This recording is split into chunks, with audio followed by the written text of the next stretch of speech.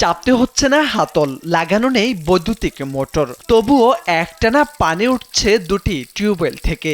এলাকার মানুষ বলছেন যেন আল্লাহর কুদরতেই এমনভাবে অনবরত পানি উঠছে। তাই অনেকেই বেশ আগ্রহ নিয়ে সংগ্রহ করছেন এই পানি।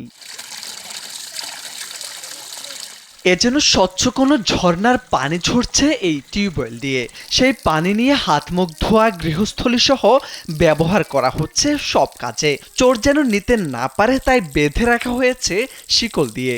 আমাদের চাপা লাগে না, দীর্ঘ আজ 3 বার ধরে পানি একভাবে উঠে যায়। পারশ্যামপুর গ্রামে যে দুটো টিউবওয়েল আছে, এখানের পানি ধরেন চাপা লাগে না। যখন আমাদের প্রয়োজন হয় খাওয়ার পানি বা বিভিন্ন বাচ্চা কাচ্চা গোসলের পানি নেওয়ার সময় যদি কষ্ট না হয়, তাহলে আমরা এখানে এসে এই পানি নিয়ে ব্যবহার করি। স্যান্ডেলিনা সো, রূপচর্চায় আভিজাত্য।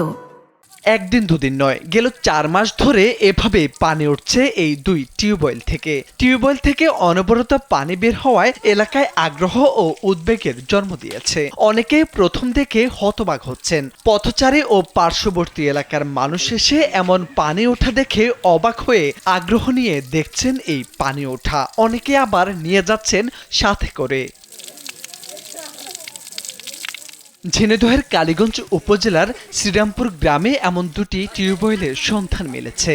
স্থানীয় বাসিন্দারা জানান, এই গ্রামের পালপাড়ার রাস্তার পাশে চিত্রা নদীর ধারে গৃহস্থলীর কাজের জন্য দুটি টিউবওয়েল স্থাপন করেন স্থানীয় দুই বাসিন্দা। টিউবওয়েল বসানোর পর থেকে গেল 4 মাস ধরে দুটি টিউবওয়েল থেকে অনবরত বের হচ্ছে পানি।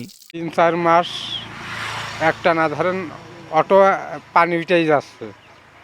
বিগত ধরেন আজকে 4 মাস ধরে এইভাবে দুটো টিউবওয়েলে অটো একটানা ওঠে পানি। এই যে অটো পানি উঠছে, এদের দিক থেকে একটু সুবিধা হচ্ছে, এদের আর কল চেপে পানি তোলা লাগছে না। এখন আমাকে টানতে হচ্ছে না, এই সুবিধা হচ্ছে, আপসে জল উঠে যাচ্ছে কল দিয়ে। স্থানীয়দের ধারণা, অতিরিক্ত চাপের কারণেই এভাবে পানি ওঠে।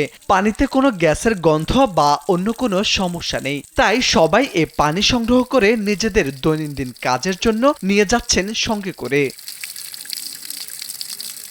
মোরশেদ আলম, কালবেলা।